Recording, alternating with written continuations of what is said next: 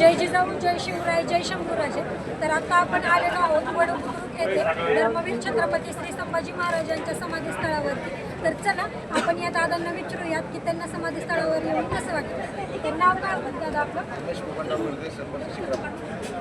आपल्याला समाधीस्थळावर येऊन कसं वाटत आहे? समाधीस्थळावर एक वेगळाच मनाला आनंद होत आहे.